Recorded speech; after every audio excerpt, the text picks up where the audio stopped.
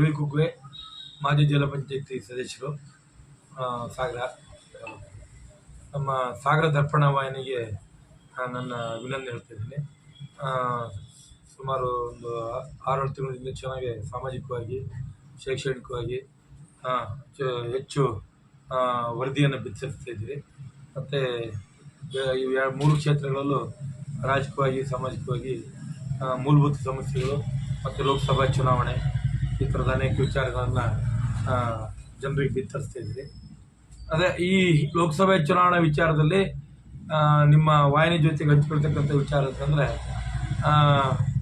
ನಾವು ಮಾಜಿ ಮಂತ್ರಿಗಳು ಕಾಗೋಡು ತಿಮ್ಮಪ್ಪನವರು ಹೋರಾಟ ಸಿದ್ಧಾಂತ, ಅವರ ಅಭಿವೃದ್ಧಿ ಕಾರ್ಯಕ್ರಮಗಳನ್ನು ನೋಡಿ ಮಾಡೋದ್ರ ಹಿಂದೆ ನಮ್ಮ ಇವತ್ತಿನ ನಿಲುವು ಏನಂತಂದರೆ, ಇವತ್ತು 10 ವರ್ಷ ಅಧಿಕಾರಕ್ಕೆ ಬಂದರು ಈ ದೇಶದ ಈಗ ಹಾಲಿ ಪ್ರಧಾನಮಂತ್ರಿಗಳಿದ್ದಾರೆ ಶ್ರೀಯುತ ಸನ್ಮಾನ್ಯ ನರೇಂದ್ರ ಮೋದಿಯವರು ಕಾಂಗ್ರೆಸ್ 60 ವರ್ಷ ಅಧಿಕಾರದಲ್ಲಿ ಆಳಿದೆ, ನನಗೆ ಒಂದು ಬಾರಿ ಅವಕಾಶ ಕೊಡ್ರಿ, ಅಚ್ಚೆ ದಿನ ತರ್ತೀವಿ ಅಂತ ಹೇಳಿದರು.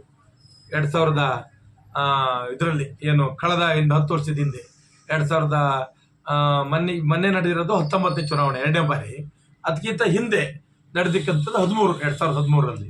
ಹಾಗಾಗಿ 13ರಿಂದ ಮತ್ತೆ 5 ವರ್ಷ ಪ್ರಧಾನಮಂತ್ರಿಗಳಾದರು. 2019ರಿಂದ ಇವಾಗ 24 2ನೇ ಬಾರಿ 10 ವರ್ಷ ಸುದೀರ್ಘ 10 ವರ್ಷ ಪ್ರಧಾನಮಂತ್ರಿಗಳಾಗಿದ್ದಾರೆ ನರೇಂದ್ರ ಮೋದಿ ಅವರು. ಹಾಗಾಗಿ ಅವ್ರೇನು ಹೇಳಿದ್ರು, ಸಬ್ಕಾ ಸಾಥ್ ಸಬ್ಕಾ ವಿಕಾಸ್ ಅಂತ ಹೇಳಿದರು. ಸಬ್ಕಾ ಸಾಥ್ ರೈತರಿಗೆ ಬಂದಿಲ್ಲ, ಈ ದೇಶದ ಮಧ್ಯಮ ವರ್ಗದವರಿಗೆ ಬಂದಿಲ್ಲ.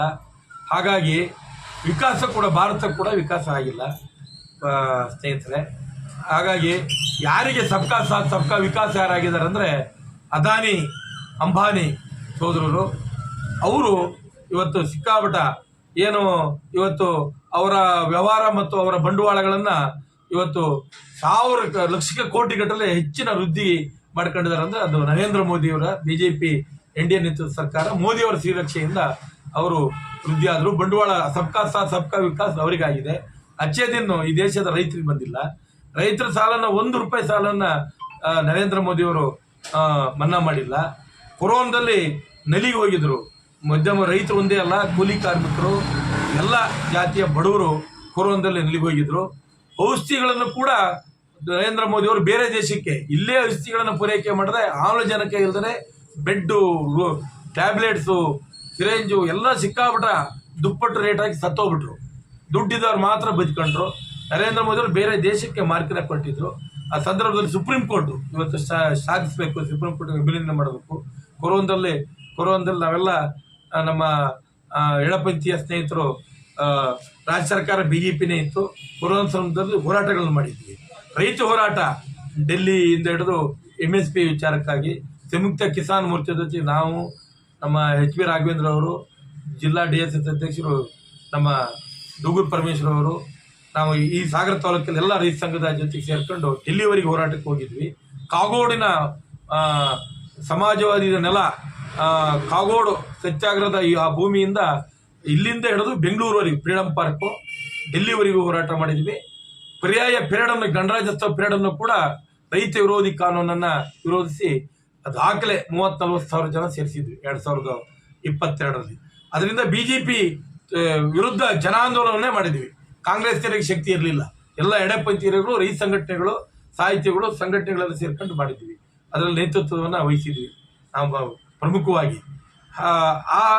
ಆ ಒಂದು ಸಂದರ್ಭ ಕೊರೋನಾದಲ್ಲಿ ಸುಪ್ರೀಂ ಕೋರ್ಟ್ ಬಂದಿದ್ದಕ್ಕೆ ಜನರಿಗೆ ಔಷಧಿ ಸಿಕ್ತು.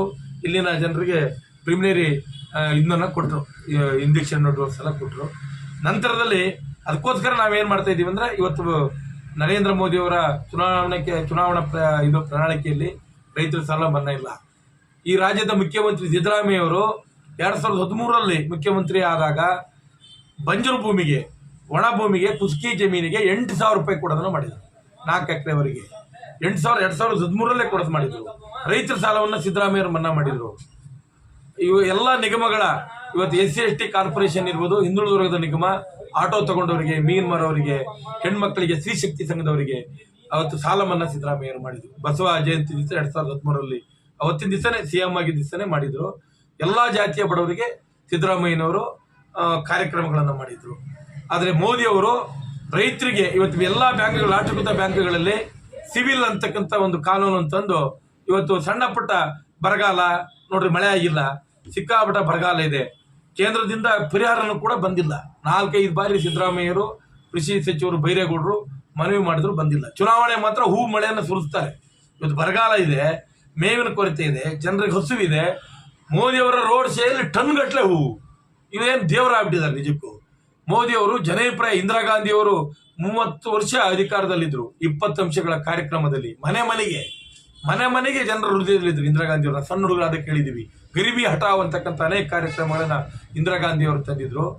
ಬಂಡವಾಳಶಾಹಿಗಳ ಹತ್ರ ಇರ್ತಕ್ಕಂಥ ಏನು ಇವತ್ತು ಇದನ್ನ ಬ್ಯಾಂಕ್ಗಳನ್ನ ಖಾಸಗೀಕರಣ ಮಾಡಿ ಇದು ತಾಮ್ರದ ಪಾತ್ರೆ, ತಾಮ್ರದ ಕೊಡಪಾನಗಳನ್ನ ಇಟ್ಟಿರ್ತಕ್ಕಂಥ ಬಂಡವಾಳಶಾಹಿಗಳ ಮನೆಯಿಂದ ಜಪ್ತಿ ಮಾಡಿದ್ರು ಇಂದಿರಾ ಗಾಂಧಿಯವರ. ಸಣ್ಣ ಹುಡುಗರಾದ ಕೇಳ್ತಿದ್ವಿ. ಸಾಲ ಮೇಳವನ್ನ ಮಾಡಿದ್ರು ಜನಾರ್ದನ್ ಪೂಜೆ ಅವರು ಹಾಕಲ್ಲ, ನಾವೆಲ್ಲ ಚಿಕ್ಕ ಹುಡುಗರಾದಾಗ. ಅಂತ ಒಂದು ಕಾರ್ಯಕ್ರಮಗಳನ್ನ ನರೇಂದ್ರ ಮೋದಿ ಅವರ ನೇತೃತ್ವದ NDA ಸರ್ಕಾರ ಮಾಡಿಲ್ಲ. ಹಾಗಾಗಿ ರೈತರಿಗೆ ಇವತ್ತು ಯಾವುದೇ ರೀತಿಯಲ್ಲಿ ನೆರವು ಬಂದಿಲ್ಲ, ಮಧ್ಯಮ ವರ್ಗದ ನೆರವು ಬಂದಿಲ್ಲ. ಗ್ಯಾಸು ಅವತ್ತು ವಾಜಪೇಯಿ ಅವರನ್ನ ಇವತ್ತು ಕೂಡ ಸ್ಮರಿಸ್ತೀವಿ. NDA ಹಿಂದೆ ನಾಯಕರಾಗಿದ್ದಂಥ ಈ ದೇಶದ ಮಾಜಿ ಪ್ರಧಾನಿ ವಾಜಪೇಯಿ ಅವರು ಆದಾಗ 450-500 ರೂಪಾಯಿ ಇತ್ತು. ಗ್ಯಾಸ್ ದುಪ್ಪಟ್ಟು, ಬರೀ 100 ರೂಪಾಯಿ ಕಡಿಮೆ ಮಾಡಿದ್ರೆ ಏನಕ್ಕೆ ಉಪಯೋಗ? ಅದು ಯಾವುದೋ ಉಜ್ವಲ ಯೋಜನೆ ಅಂತ ಹೇಳ್ತಾರೆ. ಎಷ್ಟು ಜನಗೆ ಇಡೀ ಒಂದೊಂದು ತಾಲೂಕು ಹೆಡ್ ಕ್ವಾರ್ಟರಲ್ಲಿ ಒಂದು 200-350 ಜನ ಸಿಕ್ಕಿಲ್ಲ. ಎಷ್ಟು ಜನ ಉಜ್ವಲ ಯೋಜನೆ ಅನುಕೂಲ ಆಗುತ್ತೆ. ಹಾಗಾಗಿ ನರೇಂದ್ರ ಮೋದಿ ಅವರ ಸರ್ಕಾರ ಇದು ಅದಾನಿ, ಅಂಬಾನಿ ಅವರ, ಲಕ್ಷ್ಮೀ ಮಿತ್ತೂರು ಈ ತರ ಉದ್ಯಮಿಗಳ ಸರ್ಕಾರ. ಲಕ್ಷಾಂತರ ಕೋಟಿ ದುಡ್ಡನ್ನ ವ್ಯವಹಾರಸ್ಥರಿಗೆ ಸಾಲ ಇದನ್ನ ಸಬ್ಸಿಡಿಗಳನ್ನು ಕೊಟ್ಟಿದೆ. ಅವರ ಸಾಲ ಮನ್ನಾ ಮಾಡಿದೆ ಬಿಟ್ಟರೆ ರೈತರ ಸಾಲ ಮನ್ನಾ ಮಾಡಿಲ್ಲ. ಬಡವರ ಪರವಾಗಿ ಇಲ್ಲ. ಈ ವರ್ಷ ಚುನಾವಣೆ ಪ್ರಣಾಳಿಕೆಯಲ್ಲೂ ಕೂಡ 2024 ಅವರು ಅವರ ಮ್ಯಾನ್ಯುವಲ್ ಬರೇ ಹಿಂದುತ್ವದ ಆಧಾರದ ಮೇಲೆ, ಅಯೋಧ್ಯೆಯ ರಾಮನ ನಿರ್ಮಾಣದ ಆಧಾರದ ಮೇಲೆ ಮತ್ತೆ 3ನೇ ಬಾರಿ ಅಧಿಕಾರಕ್ಕೆ ಕೊಟ್ಟಿದ್ದಾರೆ. ಹಾಗಾಗಿ ನಾವು ಅವರನ್ನು ವಿರೋಧಿಸ್ತೀವಿ.